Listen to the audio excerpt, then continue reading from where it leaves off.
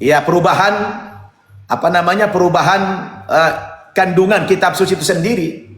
Tapi apabila kitab itu memang benar, masih bersumber dari Tuhan, dipastikan itu banyak kemiripan, banyak kesamaan.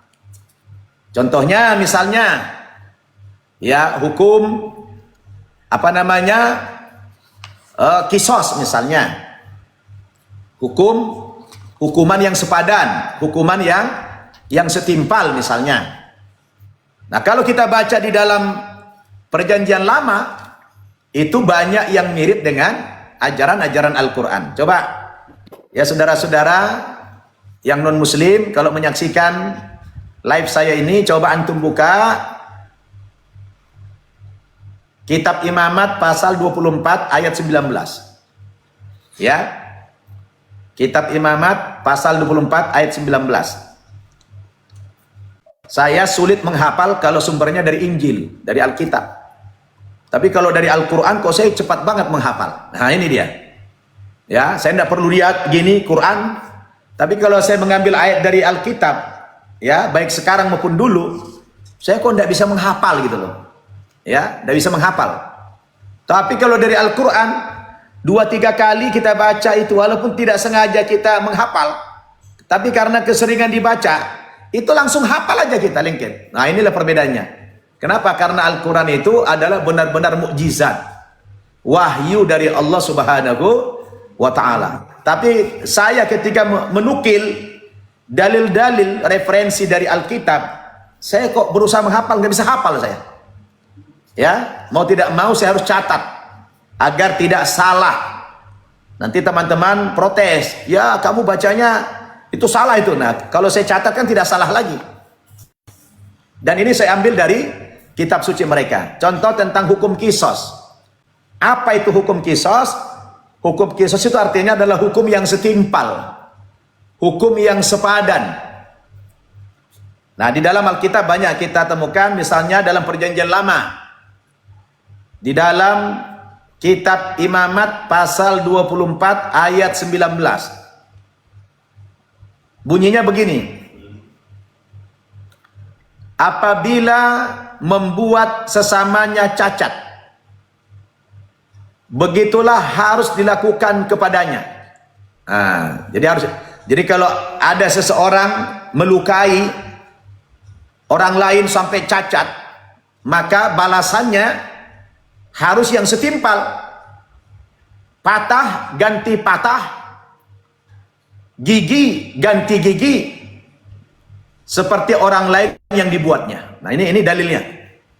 Kemudian bisa diperkuat lagi dalam Kitab Keluaran pasal 21 ayat 23 sampai 25. Yang berbunyi begini. Tetapi jika perempuan itu mendapat kecelakaan yang membawa maut, maka engkau harus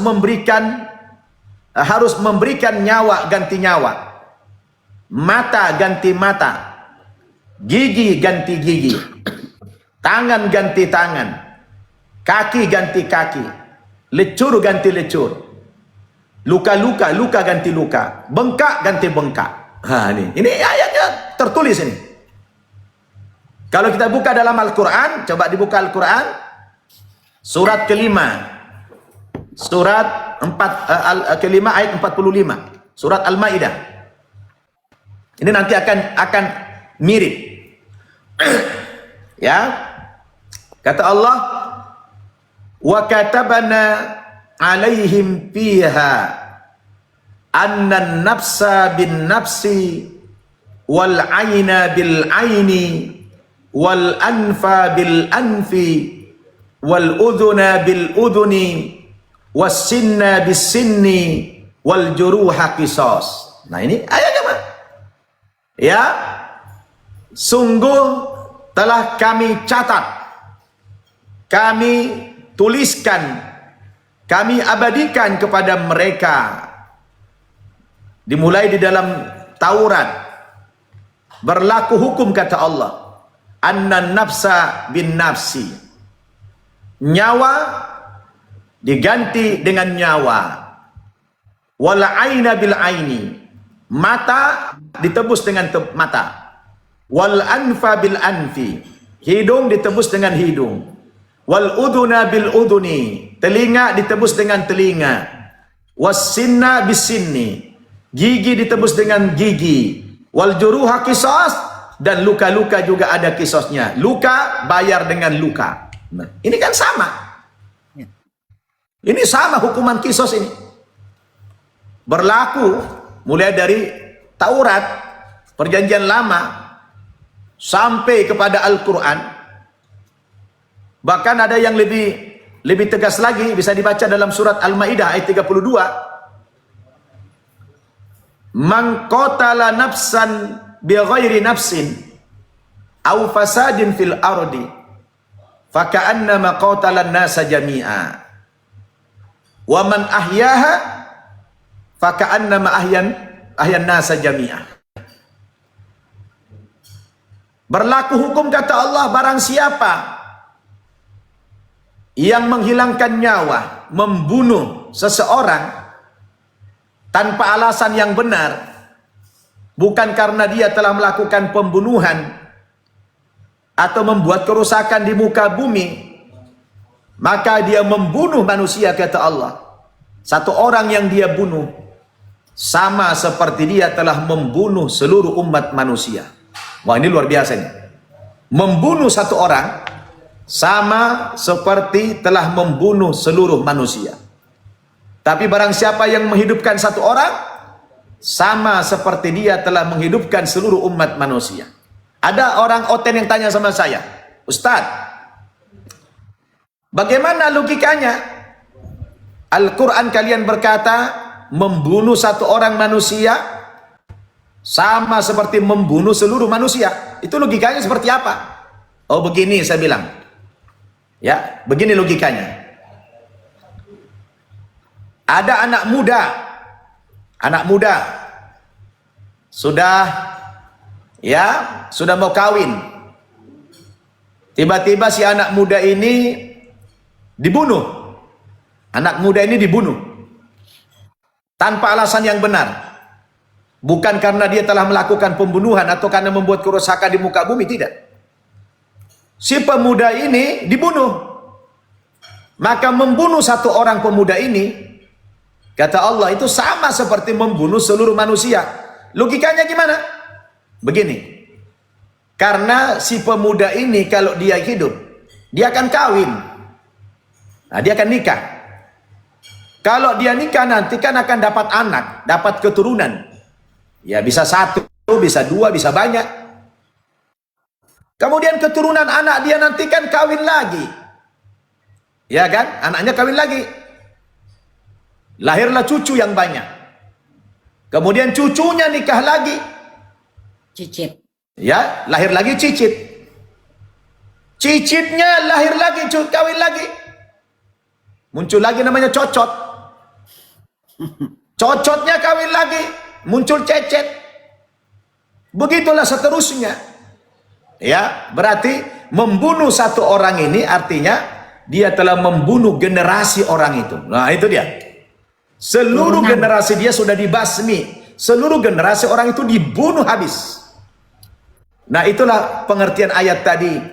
Man qatala nafsan bighairi nafsin aw fasadin fil ardi faka'annama qatala an-nasa jami'a. Membunuh satu orang manusia sama seperti membunuh seluruh manusia. Menghidupkan satu orang sama seperti menghidupkan seluruhnya. Subhanallah. Ya? Ya. Subhanallah. Nah, begitulah Islam memberikan satu gambaran. Ya, kalau ada bertanya, bagaimana itu logikanya? Masa membunuh satu orang sama dengan membunuh semuanya? Ya begitu. Karena generasi keturunan orang itu sudah dibunuh, dihabisi semuanya. Nah, ini ada di dalam Alkitab, ada dalam Al-Quran, Perjanjian Lama. Cuma memang di Perjanjian Baru, hukum ini dirubah menjadi ganti hukum kasih sayang. Nah, hukum kasih sayang. Nah, kalau hukum-hukum yang semacam ini dibiarkan, tidak ditegakkan, nah itulah yang berbahaya. Ya kan? Kadang-kadang ya tidak menyelesaikan masalah. Nah, bagaimana setiap pelanggaran diganti dengan kasih sayang? Ya penjara nggak berfungsi dong. Nah, betul nggak? Kosong, betul. Kosong itu penjara. Kalau setiap pelanggaran diganti kasih sayang, pelanggaran kasih sayang, itu kan teori, dalam prakteknya kan nggak begitu. Ya kan? Kan mana mungkin ada peperangan di muka bumi ini kalau konsep yang seperti itu diterapkan. Nah, tapi itu kan teori. Dalam prakteknya kan tidak seperti itu. Nah, itu tentang hukum kisos. Sama kan antara perjanjian lama dengan perjanjian baru. Itu makanya Yesus mengatakan dalam Injil Matius itu, jangan kamu menyangka bahwa aku datang untuk meniadakan hukum Taurat dan kitab para nabi. Ya. Sebab aku datang untuk meniadakannya, melainkan untuk menggenapinya. Satu titik atau satu iota pun tidak ada yang dihilangkan sampai sebelum semuanya terjadi, kata Yesus. Ya. Berarti ini kan berlaku hukum ini. Abadi. Karena Nabi Isa itu memang Yesus tidak membawa hukum-hukum baru atau ajaran-ajaran baru. Dia hanya meneruskan ajaran Nabi Musa yang ada di Taurat itu. Nah, itu saudara-saudara. Kemudian yang kedua, persamaan hukum dalam Al-Quran dengan dalam Alkitab tentang hukum rajam. Nah, coba dibuka hukum rajam. Rajam itu kaitannya dengan perzinahan. Coba dibuka dalam kitab Ulangan pasal 17 ayat 2 sampai 5. Ya. Kitab Ulangan pasal 17 ayat 2 sampai 5. Apabila di tengah-tengahmu terdapat seorang laki-laki atau perempuan yang melakukan apa yang jahat di mata Tuhan Allahmu, maka haruslah engkau membawa laki-laki atau perempuan itu keluar ke pintu gerbangmu, dan haruslah engkau merajam mereka dengan batu sehingga mati. Wah, ini jelas ini. Jelas hukum rajamnya itu. Kemudian diperkuat dengan kitab Imamat pasal 20 ayat 10 itu. Bila seorang bersetubuh dengan istri sesamanya, pastilah keduanya dihukum mati, baik pezina laki-laki maupun pezina perempuan. Wah, ini dia. Orang yang berzina laki-laki maupun perempuan itu dalam Alkitab perjanjian lama, kitab Ulangan pasal 17 ayat 2 sampai 5, Imamat pasal 20 ayat 10, itu penzina laki-laki atau perempuan yang selingkuh itu harus dirajam. Nah, dirajam itu caranya dia ditonton orang banyak, digali tanah setinggi badan dia, separuh dengan mata yang tertutup kain hitam. Kemudian tangan juga yang diikat, dimasukkan dalam lubang itu. Kemudian seluruh orang yang menyaksikan dia melempari orang itu tanpa belas kasih, gak ada rasa kasihan. Dilempari sampai orang itu meninggal, sampai mati. Nah, itulah rajam. Ya, itu rajam. Jadi pelaksananya, si laki-laki atau perempuan itu dimasukkan dalam lubang separuh badan, kemudian dengan tangan yang diborgol, mata yang ditutup kain, kemudian semua orang yang menyaksikan itu melempari dia sampai mati. Sampai mati. Kalau sudah lempari dengan batu-batu, nggak mati-mati juga. Nah, daripada di kelamaan, boleh dipancung langsung lehernya sampai mati. Itu hukuman rajam yang ada di dalam Alkitab. Maka korelasinya dengan Al-Quran bisa dibuka dalam surat An-Nur, surat ke-24. Ayat 2. Ya. Di situ kata Allah, Az-zaniyatu waz-zani fajlidu kulla wahidin minhuma mi'ata jaldah wa la ta'khudkum bihima rafatun fi dinillah in kuntum tu'minuna billahi wal yaumil akhir. Nah, itu jelas ayatnya. Wanita yang berzina dan laki-laki yang berzina Ini kalau dia gadis dan lajang, maka kata Allah fajlidu kulla wahidin minhuma mi'ata jaldah. Cambuklah ya mereka berdua, laki-laki dan perempuan yang berzina, lajang sama gadis ini, ya, itu diikat juga tangannya, kemudian diambil alat cambuknya, bisa dari rotan, bisa dari benda lain, dipukul sampai Pecut-pecut. 100 kali. Sampai 100 kali. Tapi kalau dia sudah menikah, muhson namanya, dia tidak pakai cambuk, tapi dilempari pakai batu sampai mati tadi. Nah, ini ada persamaan hukumnya. Karena ini sumbernya dari Tuhan, dari Allah Subhanahu wa taala, yang dipandang relevan sampai akhir zaman hukuman itu. Nah, jadi saudara-saudara, ini bukan berarti tadi mencontek, ya. Dan hukuman yang semacam ini relevan. Tujuannya apa? Untuk shock terapi. Nah, kalau sekarang coba lihat perzinahan merajalela di mana-mana. Ada yang dibuat lokalisasi, ya, lokalisasi perzinahan, lokalisasi pelacuran. Ada juga yang bebas di mana-mana. Mau di lokalisasi, tidak bisa. Tetap ada banyak yang bebas juga, yang keliaran juga banyak. Dan ini menjadi penyakit virus bagi masyarakat. Ini penyakit apa? Virus sosial ini, bahayanya. Oleh karena itulah, kalau dikasih hukuman yang semacam ini, itu adalah memberikan shock terapi kepada manusia, sehingga mereka dipermalukan dirinya, dipermalukan keluarganya. Ya. Lalu orang yang datang kemudian itu tidak berani lagi melakukan yang seperti itu. Maka damailah hidup manusia, terhormatlah kehidupan manusia. Nah, tidak ada lagi yang namanya di jalan-jalan menjual diri, itu tidak ada lagi.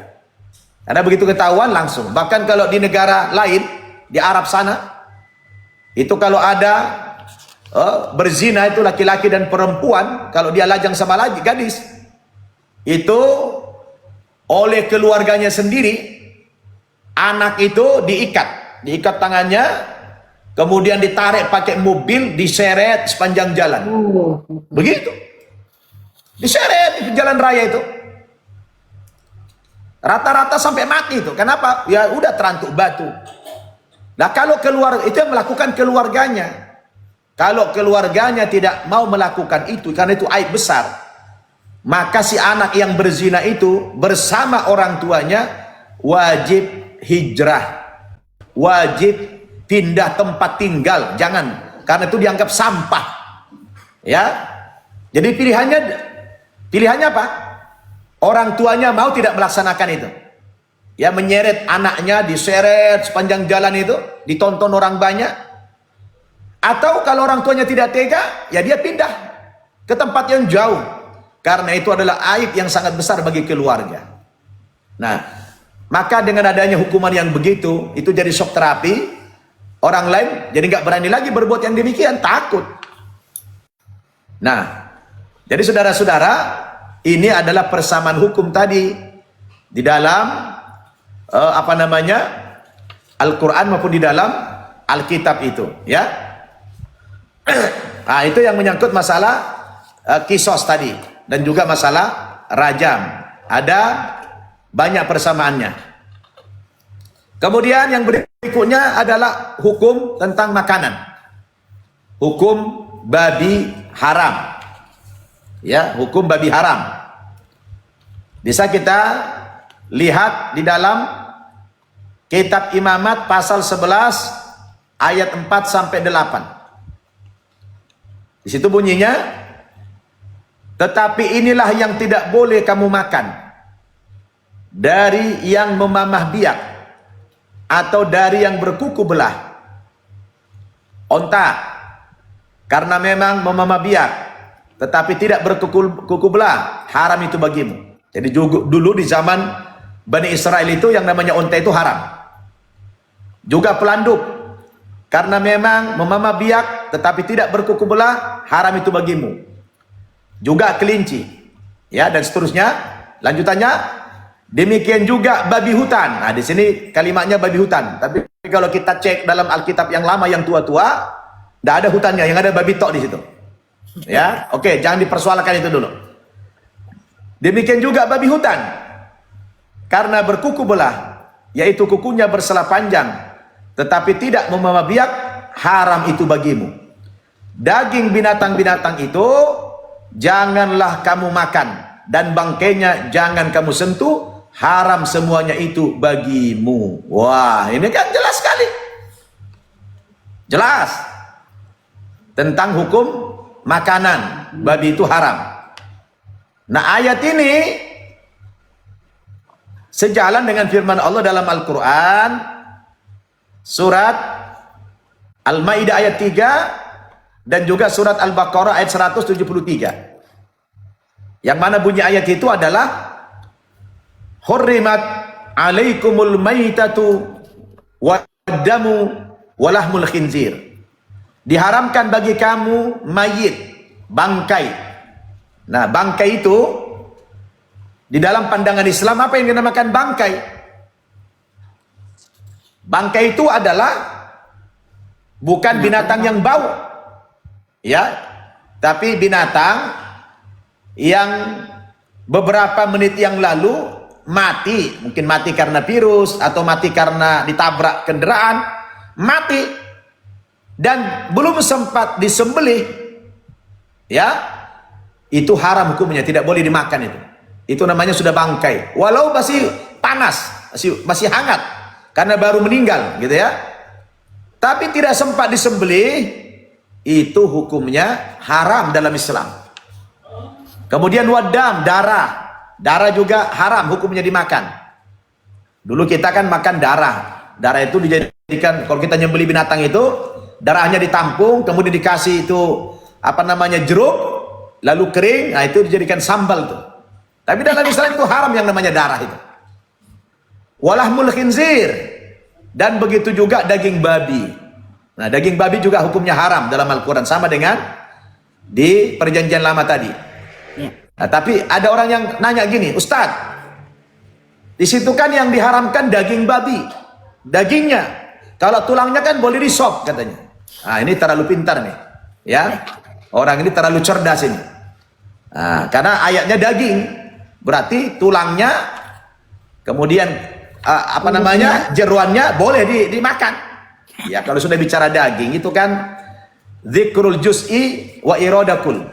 Ya, kalau dalam kaidah itu ya disebutkan hanya sebahagian saja, tapi sebenarnya tujuannya untuk semua. Ya kan? Meskipun yang disebut cuma daging, sebenarnya itu utuh semua. Yang namanya babi itu ya semuanya haram. Mau jeruannya, mau kepalanya, mau otaknya, mau tangannya, mau dagingnya, semua haram. Nah, ini sejalan dengan apa namanya, perjanjian lama. Tapi kemudian di perjanjian baru oleh Rasul Paulus, ya, dia merubah. Seperti dalam 1 Timotius pasal 4 ayat 4 sampai 5, dia katakan semua yang diciptakan Allah itu baik, dan suatu pun tidak ada yang haram jika diterima dengan ucapan syukur. Nah, ini dia. Ya. Jadi apa namanya? Dia mengatakan bahwa tidak ada binatang atau hewan yang haram dalam agama mereka. Maka saya bilang kemarin bercanda itu, ya, semua yang berkaki 4 halal kecuali meja, saya bilang itu yang bercandaannya. Ya, jadi apa namanya, ini kok jadi apa namanya, jadi kontradiksi jadinya kan? Kontradiksi dengan perjanjian lama tadi. Nah, sedangkan perjanjian lama tadi dengan Al-Quran sama, hukumnya sama, sama-sama haram. Dan juga sama dengan pernyataan Yesus, dia datang bukan meniadakan hukum Taurat dan kitab para nabi tadi. Berarti Taurat itu masih relevan, Taurat itu masih berlaku, baik di zaman Nabi Isa sampai kepada zaman kita sekarang, bahkan sampai hari kiamat. Karena dipandang Allah, hukum pengharaman babi ini memang penting, karena itu merugikan manusia. Itu dari sisi kesehatan tidak baik kalau dikonsumsi. Maka diharamkan oleh Allah Subhanahu wa ta'ala. Jadi saudara-saudara, ini menarik. Ini menarik, perlu kita sampaikan kepada saudara kita bahwa banyak persamaan-persamaan hukum di dalam Al-Quran maupun di dalam Alkitab. Ya, terutama dengan perjanjian lama tadi. Yang banyak kita beda kalau sudah dengan perjanjian baru. Karena perjanjian baru itu banyak menganulir hukum-hukum Taurat yang terdahulu itu.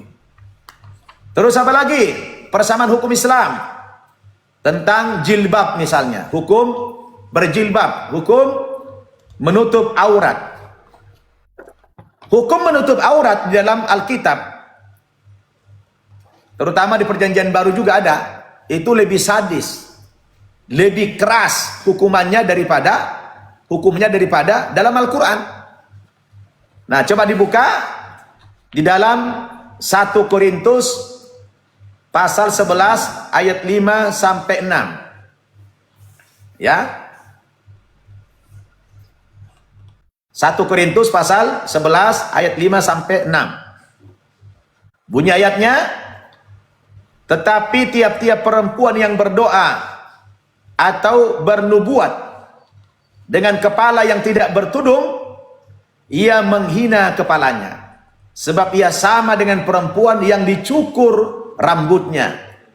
Sebab jika perempuan tidak mau menudungi kepalanya, maka haruslah ia menggunting rambutnya. Wah, ini apa namanya? Hukumnya berat sekali. Pilihannya wanita di Kristen itu pilihannya pakai jilbab untuk menghormati dirinya, atau kalau dia nggak mau pakai jilbab, botak sekalian. Jadi nggak ada lagi rambutnya. Ya, botak sekalian, ya. Jadi jangan yang seperti sekarang, panjang rambutnya kemudian dibuka. Nah, itu melanggar hukum. Nah, makanya juga ayat ini sejalan dengan firman Allah dalam Al-Quran, surat Al-Ahzab ayat 59. Coba buka Al-Ahzab, Al-Quran. A'udzu billahi minasyaitonir rajim. Ya ayyuhan nabi, qul li azwajika wa banatika wa nisa'il mu'minin yudnina 'alaihinna min jalabibihin. Nah, coba itu. Ya. Wahai Nabi, katakanlah kepada istrimu dan anak-anakmu yang perempuan dan juga wanita-wanita muslimah, suruhlah mereka mengulurkan jilbabnya. Nah, kalau jilbab itu saudara beda dengan yang kita pakai. Kadang-kadang yang pakai itu belum. Jilbab itu adalah panjang sampai menutupi perut bawah sampai ke lutut, itulah jilbab. Kalau yang di sini itu namanya selendang atau kerudung. Nah, kan ada sekarang yang modis-modis.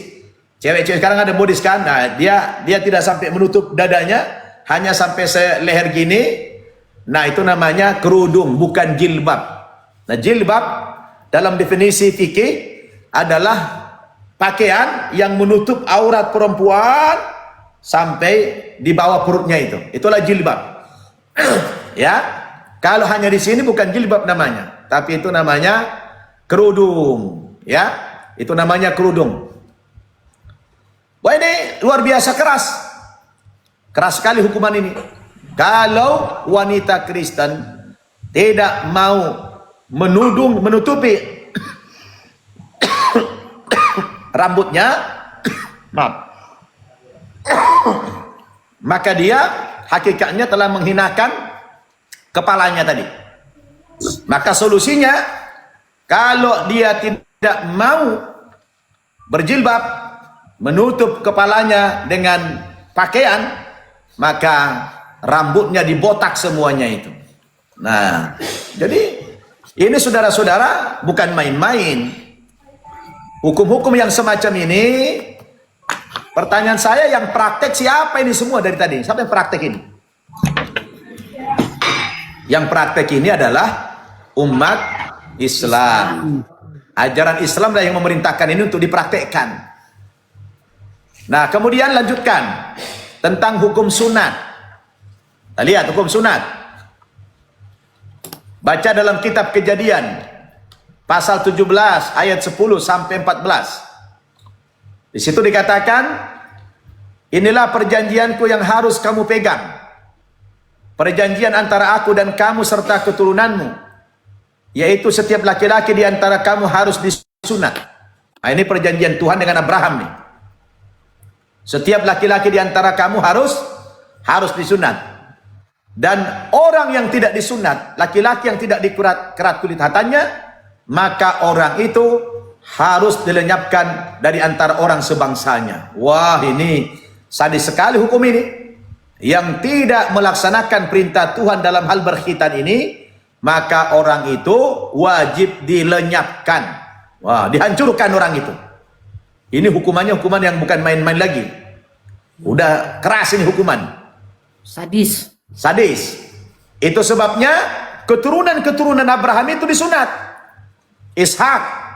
Silakan dibuka dalam kitab Kejadian pasal 21 ayat 4. Kemudian Abraham menyunat Ishak anaknya itu ketika berumur 8 hari seperti yang diperintahkan Allah kepadanya. Nah, itu Ishak disunat umur 8 hari. Kemudian Ismail, baca dalam kitab Kejadian pasal 17 ayat 25 sampai 26. Adapun Ismail anaknya berumur 13 tahun ketika dikerat kulit hatannya. Pada hari itu pula Abraham dan Ismail anaknya disunat. Nah, coba. Kemudian dalam Injil Lukas pasal 2 ayat 21. Dan ketika genap 8 hari dan ia harus disunatkan, ia diberi nama Yesus, yaitu nama yang disebut oleh malaikat sebelum ia dikandung ibunya. Nah, Yesus juga disunat umur 8 hari. Di Quran mana? Bisa dibaca dalam surat Al-Baqarah ayat 124. Allah berfirman, A'udzu billahi minasyaitonir rajim. Wa idz ibtala Ibrahim rabbuhu bikalimatin fa'atammahunna. Ya. Ingatlah ketika Allah Subhanahu wa taala menguji Nabi Ibrahim dengan beberapa kalimat, lalu kalimat itu ditunaikannya.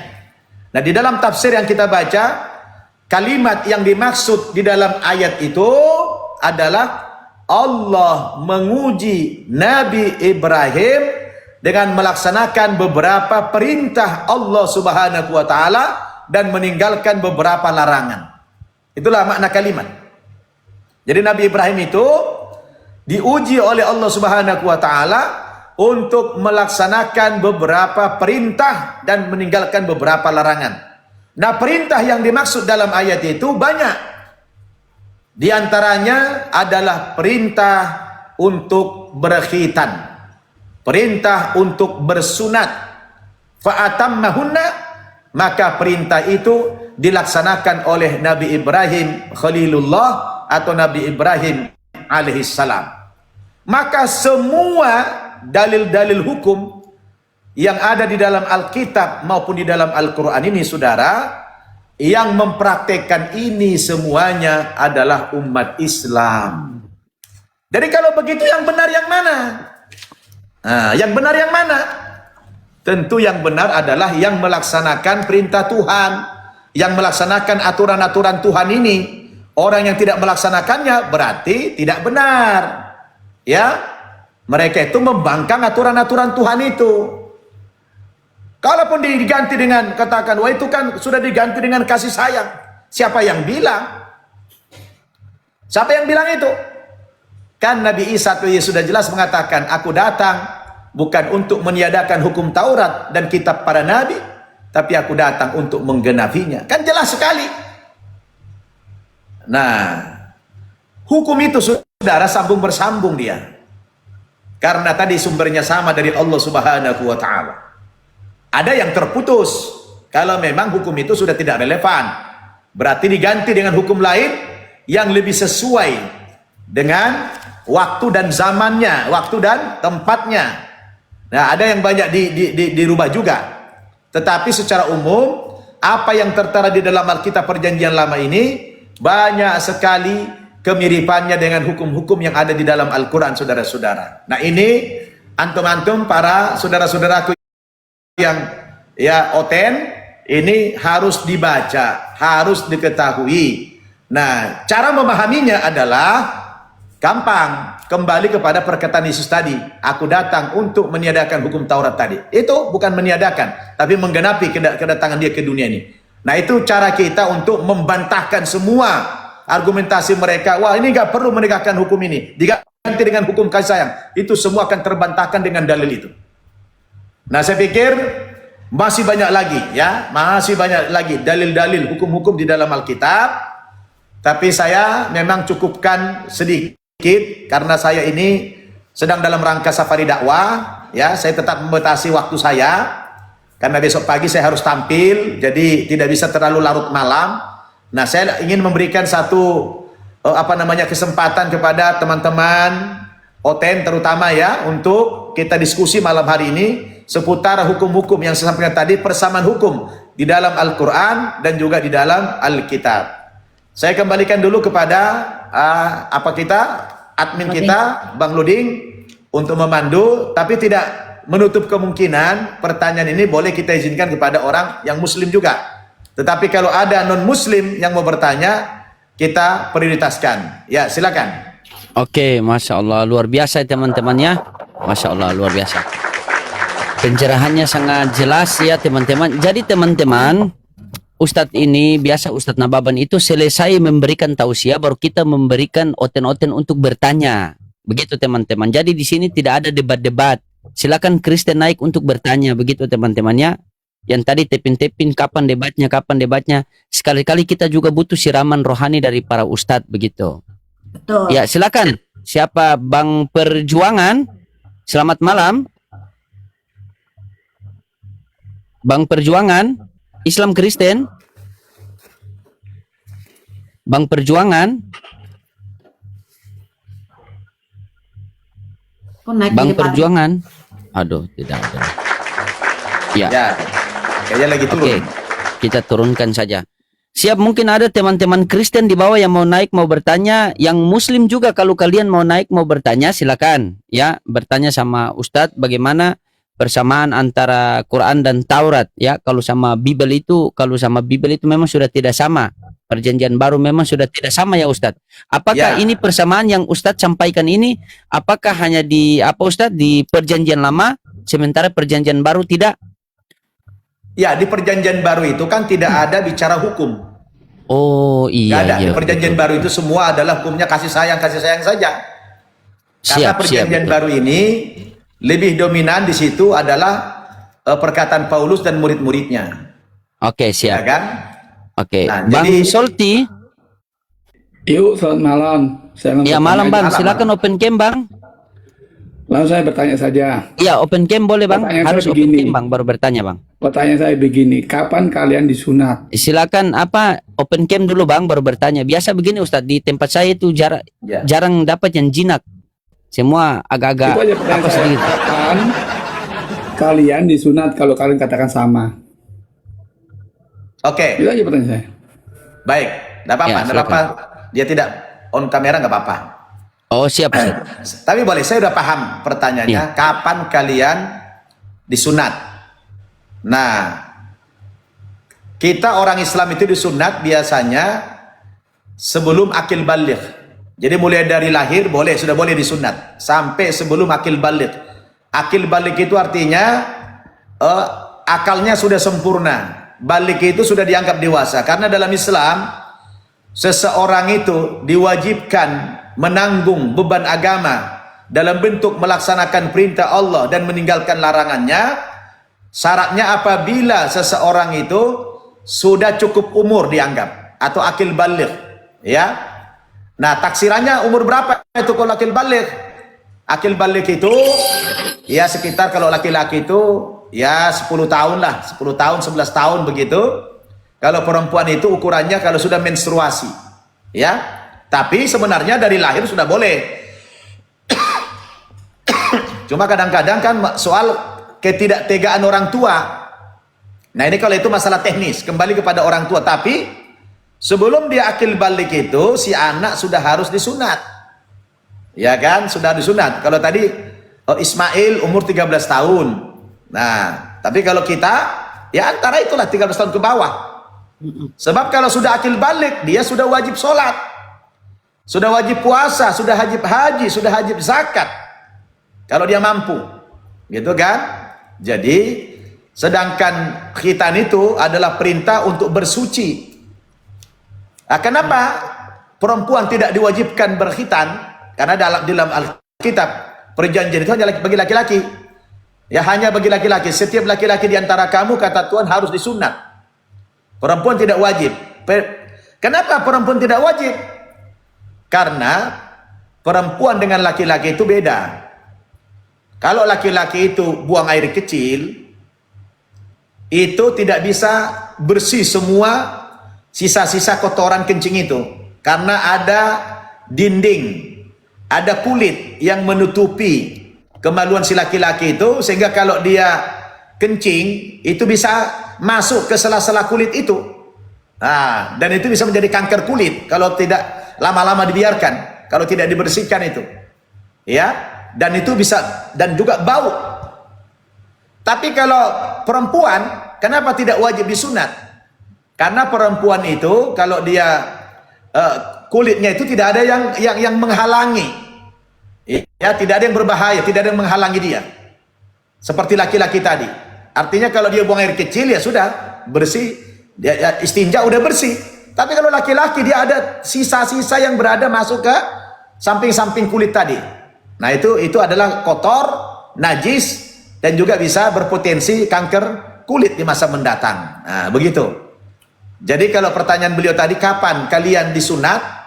Nah, jawaban saya adalah mulai dari sejak dia lahir sudah boleh disunat sampai maksimumnya umur dia menjelang akil balik tadi. Karena kalau sudah akil balik tadi, dia sudah wajib menjalankan perintah Tuhan, sudah wajib sholat dan ibadah-ibadah lainnya. Ya begitu Pak.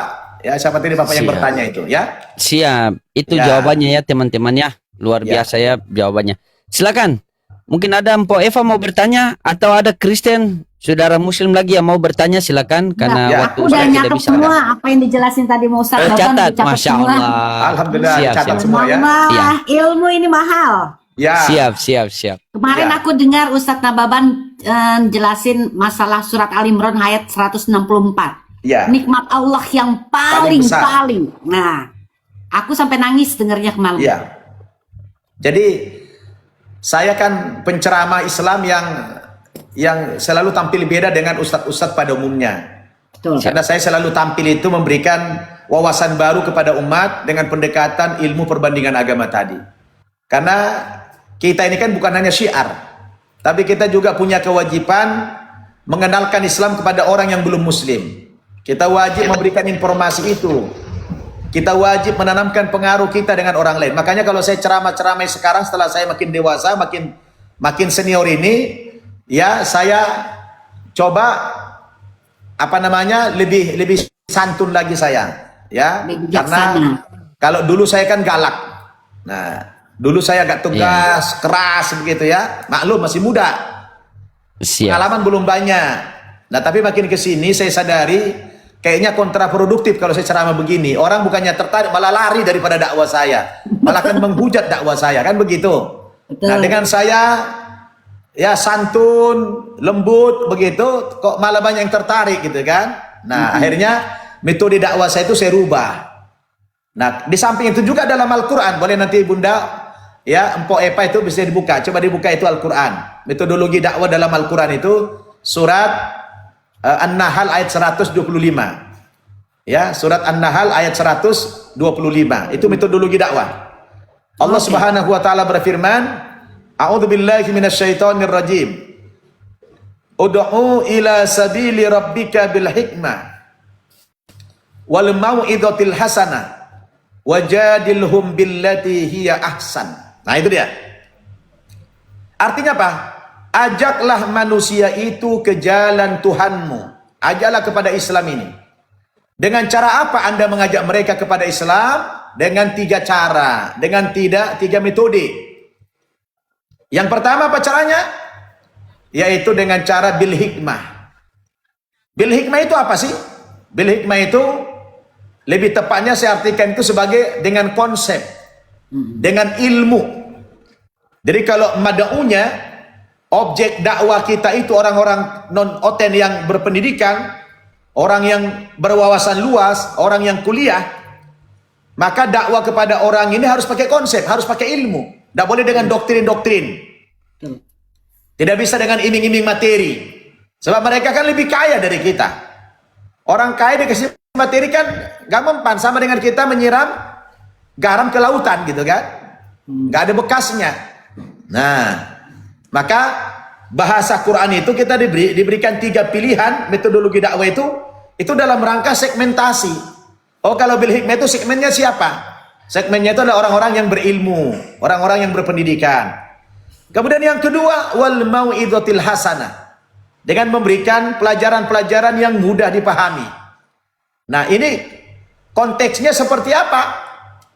Nah, kalau kita dakwah kepada orang-orang yang awam, orang yang tidak berpendidikan, ekonominya pun susah, kita tidak bisa dengan ceramah-ceramah mengatakan, wah Islam itu agama yang rahmatan lil alamin, Islam itu agama yang kasih sayang. Hanya pidato-pidato, hanya retorika saja. Dia menagih bukti. Buktinya apa? Saya ini kan kelaparan. Anak saya ini kan putus sekolah. Kontrakan rumah saya kan gak bisa saya perpanjang. Anda mengklaim agamamu agama yang kasih sayang. Saya orang yang susah kok Anda tidak perhatikan. Nah gitu. Kalau dia butuh itu, maka kita sebagai umat Islam wajib berdakwah dengan cara seperti itu. Ya kita bantu.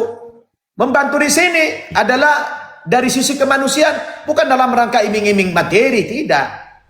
Karena dia butuh dan agama kita mengajarkan kasih sayang yang seperti itu, ya kita bantu semampu kita. Kalau kemudian dengan cara membantu seperti itu ada orang tertarik kepada Islam ini, bukan karena iming-iming, tapi karena kita adalah membuktikan agama kita agama kasih sayang. Nabi mengajarkan yang begitu kepada kita. Bagaimana kita mengklaim agama kasih sayang, agama rahmatan lil alamin? Kita punya tetangga Kristen, miskin, ya susah, tapi kita tidak peduli sama mereka misalnya. Itu kan kita hanya mengklaim-klaim saja. Maka kalau saya pergi berkurban ke daerah pedalaman Indonesia Timur sana, itu daging kurban itu saya bagi-bagi. Orang-orang oten tadi bagi, ya itu sebagai kasih sayang kita. Tanpa ada ajakan apa-apa, saya nggak ada kompensasi apa-apa. Oh kamu terima daging kamu, saya nggak ada. Kita tidak. Kita hanya menunjukkan kepada mereka bahwa Islam mengajarkan kasih sayang. Ustadz, boleh memangnya memberikan kurban? Boleh. Yang tidak boleh itu zakat, karena zakat itu penyalurannya sudah jelas dalam Al-Quran surat At-Taubah ayat 60. Hanya 8 golongan yang berhak menerima zakat itu, dan semuanya manusia yang beragama Islam. Innamas shadaqatu lil fuqara'i wal masakini wal amilina 'alaiha wal muallafati qulubuhum wa fir riqab wal gharimin wa fi sabilillah wa banas sabil. Ah, itu 8. Semuanya manusia dan semuanya orang Islam. Nah, kalau zakat itu tidak boleh kita berikan karena itu adalah rukun Islam. Tapi yang namanya infak, sedekah, daging kurban boleh kita berikan kepada umat lain. Dalam rangka apa? Itu tadi wal mau'izatil hasanah.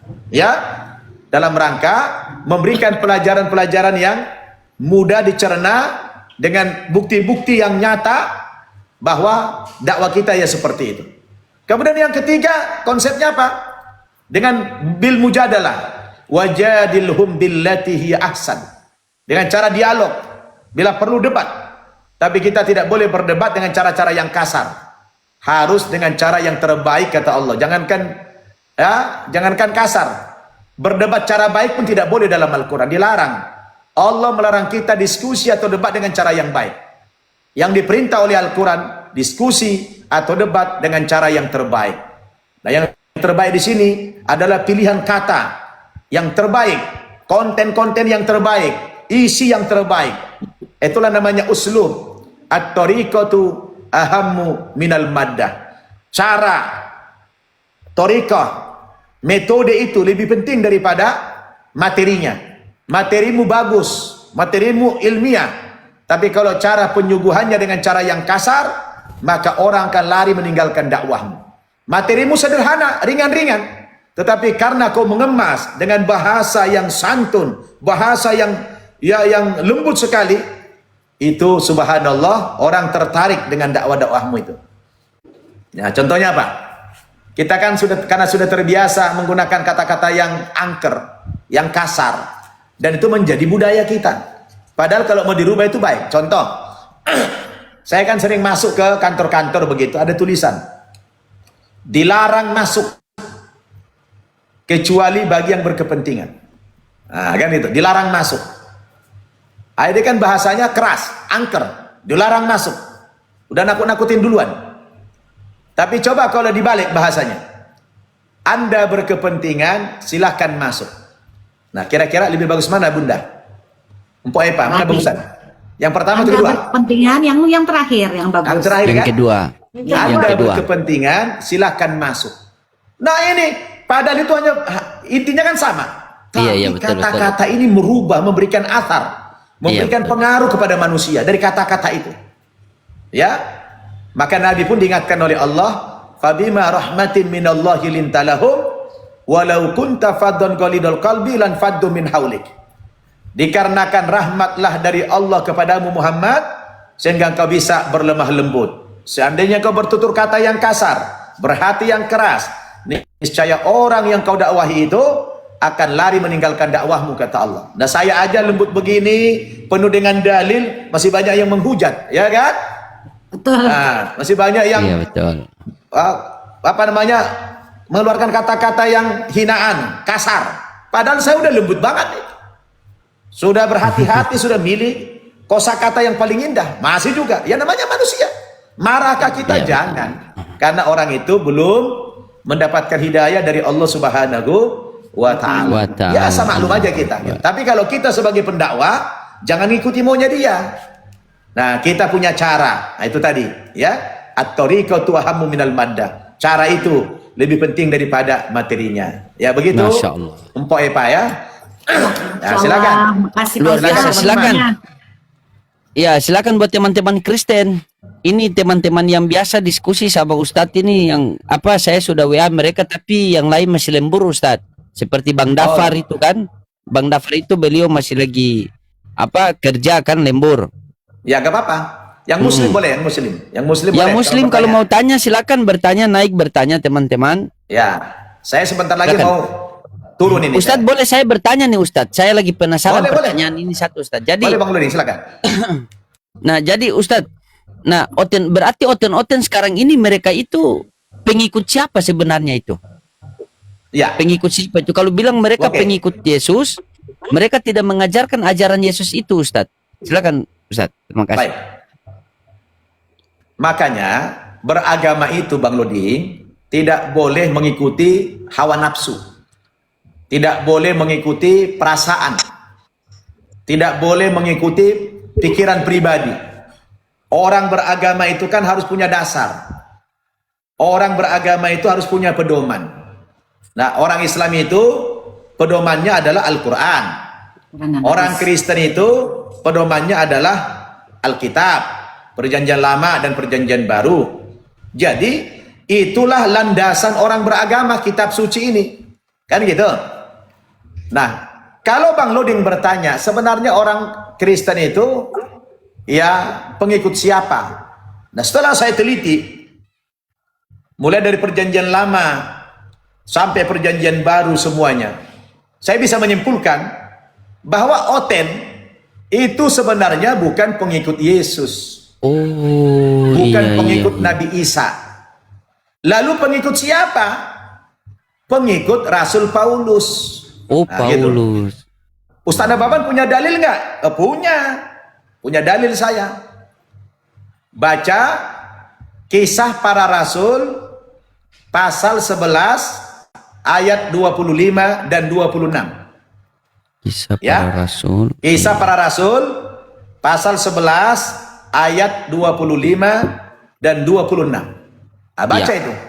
Lalu Di situ pergilah dikatakan, Barnabas ke Tarsus untuk mencari Saulus dan setelah bertemu dengan dia ia membawa ke Antiokhia. Kisah Para Rasul pasal 11 ayat Kisah 25 sampai 26. Oh iya.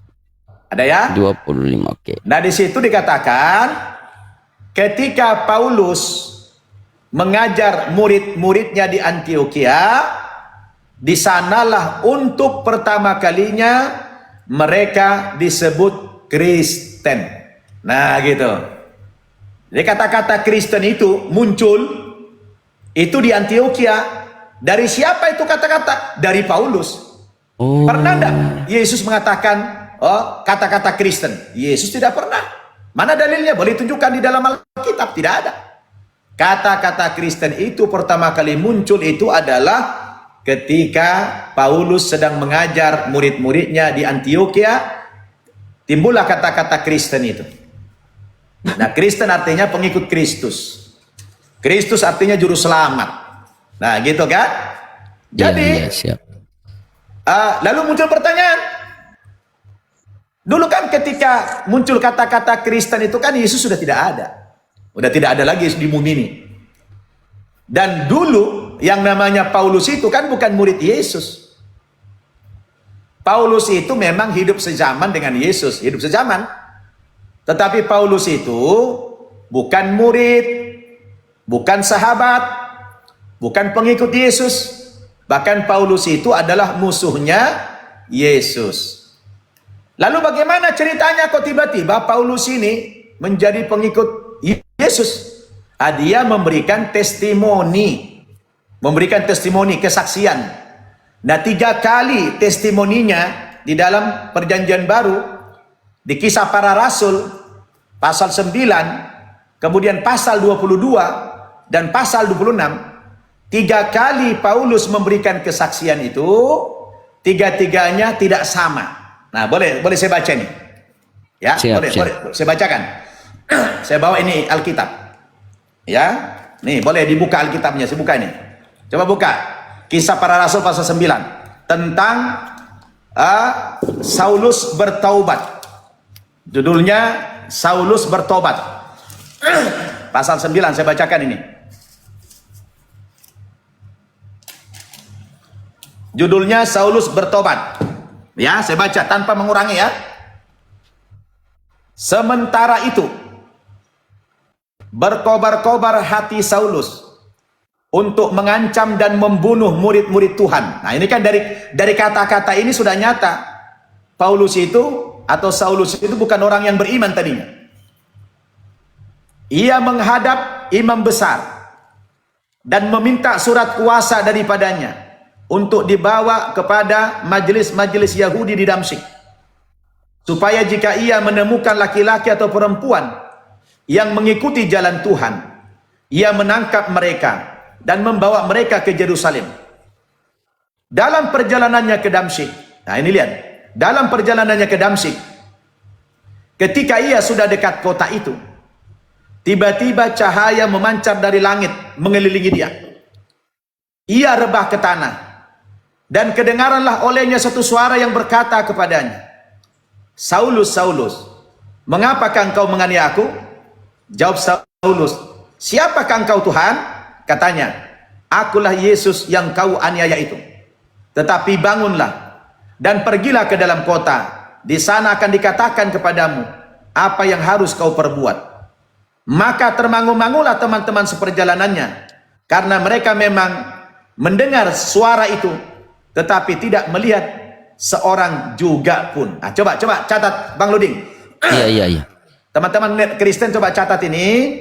Ya, David Yang mau catat David ya. digarisbawahi, yang mau digarisbawahi coba ya. Ayat 7. Maka termangu-mangulah teman-temannya seperjalanan. Manggu-manggu begini. Iya. Ya. Karena mereka memang mendengar suara itu. Teman-temannya mendengar suara itu. Suara yang mana? Yang mengatakan, "Saulus, Saulus." Nah, suatu mereka dengar. Tetapi tidak melihat seorang juga pun. Nah, catat. Temannya mendengar suara itu tapi tidak melihat. Nah, itu garis bawah itu. Bandingkan dengan di Kisah Para Rasul pasal 22. Ya. Di situ dikatakan begini.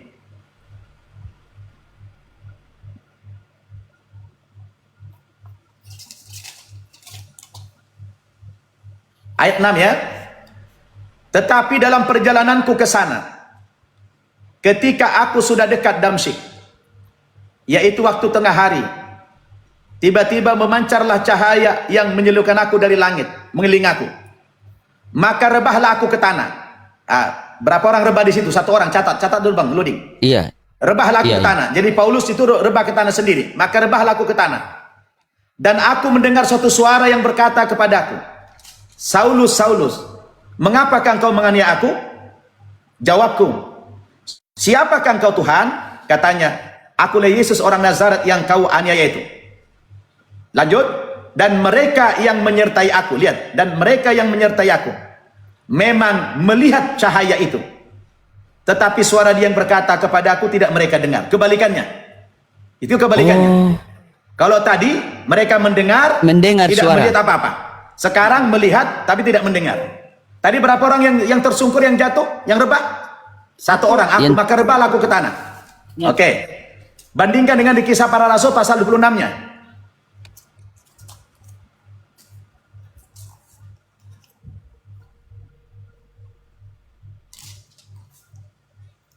Dan dalam ayat 12, dan dalam keadaan demikian, ketika aku dengan kuasa penuh dan tugas dari imam-imam kepala sedang dalam perjalanan ke Damsyik, tiba-tiba ya Raja Agripa, pada tengah hari bolong, aku melihat di tengah jalan itu cahaya yang lebih terang daripada cahaya matahari, turun dari langit, meliputi aku dan teman-temanku seperjalanan.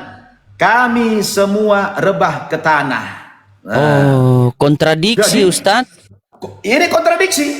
Iya. Ada 3 kesaksian Paulus di situ yang tidak sinkron. Padahal kita tahu Rasul Paulus itulah yang melahirkan agama Kristen tadi, mengeluarkan kata-kata Kristen ketika di Antioquia itu, berdasarkan Kisah Para Rasul pasal 11 ayat 25 dan 26 itu. Lalu kita teliti lagi dalam Alkitab, siapa itu Paulus? Yang berhak menjawab itu bukan kita, bukan saya, bukan orang Kristen.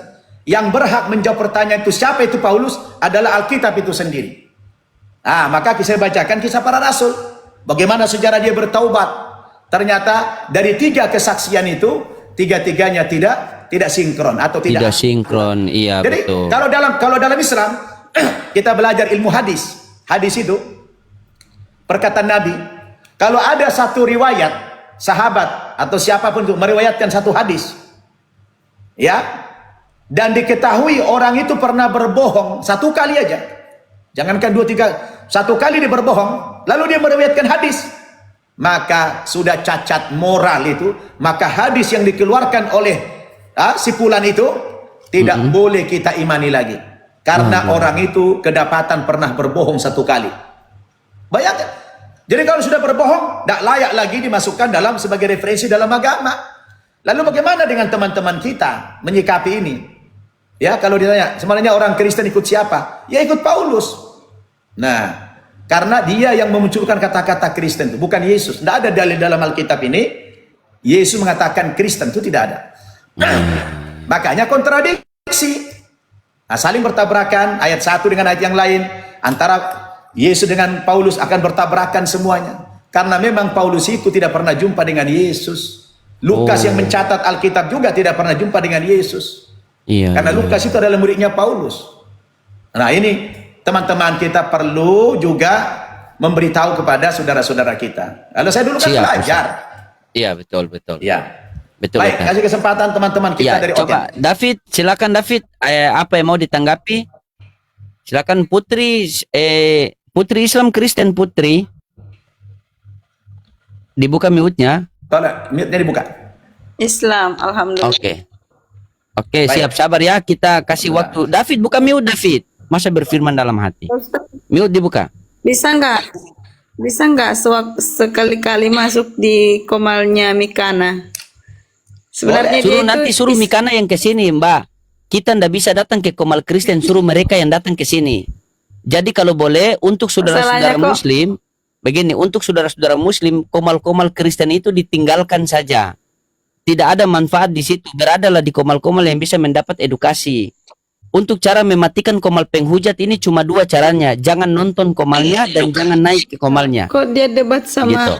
sesamanya dia sendiri? Iya, begitu mereka. Oke, Mbak ya. Kita Kalau kasih kita kan yang lain dulu, Islam. Mbak ya. Ya, silakan David, buka mute-nya David. Mute dibuka David. Mute mikrofon ini. Tuh, saya undang. Mute-nya Silakan dibuka, dibuka. David. Mute-nya dibuka. Silakan. Apa mau tanggapi David?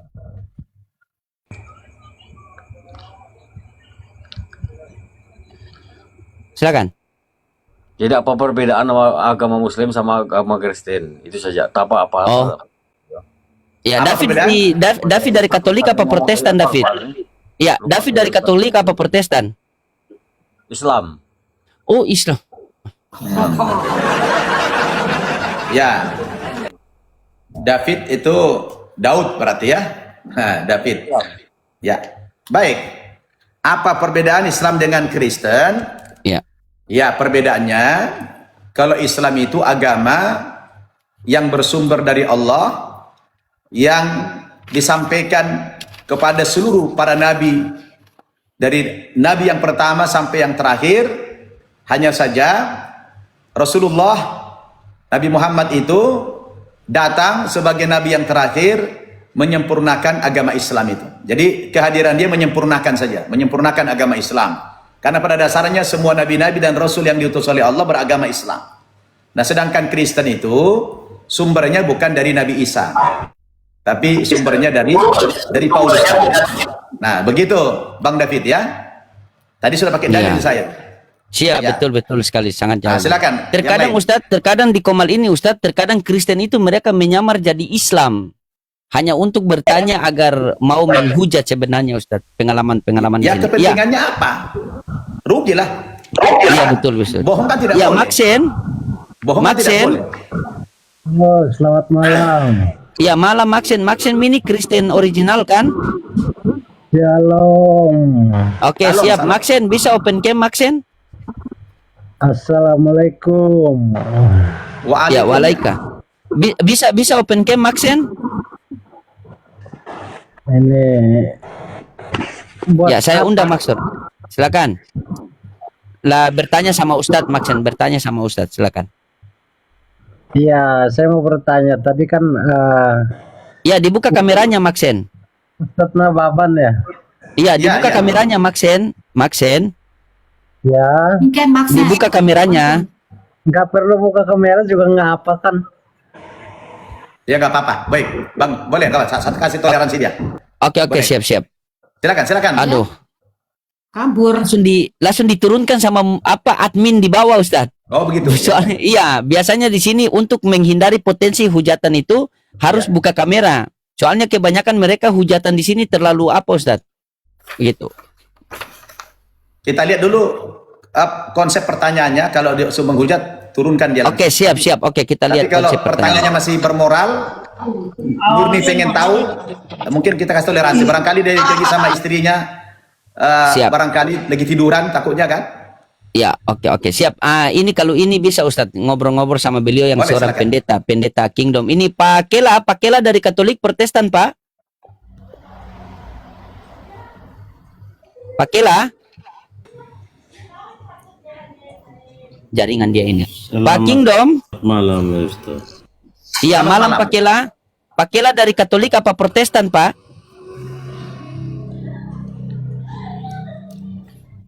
Pak Kela. Pak Kela dari Katolik Protestan. Oh, sudah. Silakan Pak Kingdom, Pak Pendeta Kingdom, silakan bertanya sama Ustadz Nababan, Pak. Silakan Pak Pendeta Kingdom. Baik, selamat malam Abang Ustadz. Selamat malam. Ini si Buronan ndak usah kasih naik, sudah hujatan saja dia itu. Nah, apa takut Silakan. ya sama aku?